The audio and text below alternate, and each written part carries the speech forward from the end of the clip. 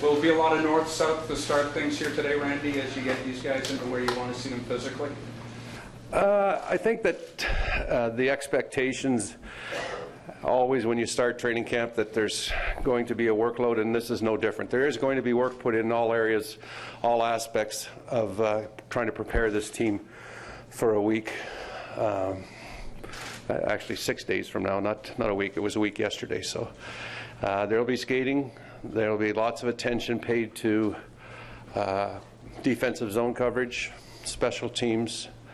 As a coach, you try to make a list, and we are in the staff. We've had ample time to put a list together on what we'd like to work on, and just at the condensed time frame in which we have to work makes it that much more difficult. And I'm sure at the end of the week you're going to be going, did we do enough of this or did we do enough of that? I'd like to commend the players on the work that they put in previous week here once they found out that there was going to be an agreement and there was going to go to a vote. We weren't allowed to have any contact with our players, but there was lots of work being viewed when right in this building, and obviously your office is above the ice surface and you can see what they're doing, and they put some focus on conditioning through the course of the week, and that was a great sign from the coaching staff's perspective. Are you doing many competitions this week at camp for jobs, and how do you evaluate when there's no exhibition games and when it's this short? That makes it that much more intense. You know, the message is to do what you do best when you get here. You know, we obviously have an assessment on some people, and we're looking for some people to step out of their comfort zone. And we've made statements, and there's been statements made that we're going to try and push this group a little bit harder in some areas where they normally haven't been pushed. And if that means that you're going to have to win more of a one-on-one battle when you're expected, that's the reality of it. That's where hockey has gone. You have to win your battles in the tight areas, and that's an area that when we met at the end of last year, we felt that the competitiveness for this group could go up in all three zones. How many jobs are up for grabs, would you say? I don't really like to put numbers on how many of this, how many of that, percentage of this, percentage of that. I think to stay true to the statement, we're going to take the 23 best players and take them and go forward with that group. And if somebody earns an opportunity, that's the life of pro sports. Is there much of a concern, Randy, once you pass this week, there's not a lot of practice time given that schedule? There's a lot of concern. There's a lot of concern. I'm sure every coaching staff is doing the same thing.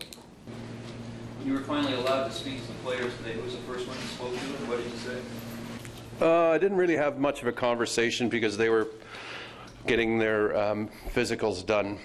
Originally we had planned for testing to take place today also, but as per the new CBA, you can't test players and have them practice in the same day. So that's a new wrinkle that was thrown at us at 9 o'clock last night. So when will you have them tested? We'll have it pick a day here when we get a day. As you saw the schedule, there's going to be a condensed time frame in which we're going to have to work in, but we'll do our best, and there will be some form of testing done on the ice, whereas before, historically, it was always done off ice, bikes, treadmills, and whatnot. Some tests will pertain to skating and exertion on the ice. What did you think of the schedule when you saw it? You're never completely happy with any schedule that you get, but I think that the one thing that stood out for me was we don't play any Friday nights or any Sunday nights. How do you feel about the first game being on Montreal ice? It's a unique place to start. You might as well start in your number one rival, the historic rivalry that's been created over the years between Toronto and Montreal. I think there's no better place to start. How do you get a sense of where James Reimer is at without actually any exhibition games to evaluate? Again, that's something that we as a coaching staff are going to have to really recognize, and that's the message to the players is don't think that you're coming here and you won't be under intense scrutiny in those situations. And we're going to expect a high level of compete and a high level of performance when we step on the ice here today at 2:10. But is goaltending more difficult than some players? No, I don't think goaltending, it's his position he's chosen. It's a position he plays. No, I mean for you to evaluate in this kind of No, I think it stopped the puck. I don't know when it's changed, James. If he stops the puck, we'll be happy. Right, it's one of those deals though where, because the training camp is so short, that you're going to have to rely on, like no one in the teams is going to be able to play the way on the roster necessarily. You're going to have to rely on guys to, be, more prepared than they've been in years past. Well, I don't think that it's any different than anybody else. This is a situation, it's like the schedule. They hand you this schedule that you're going to have to play it.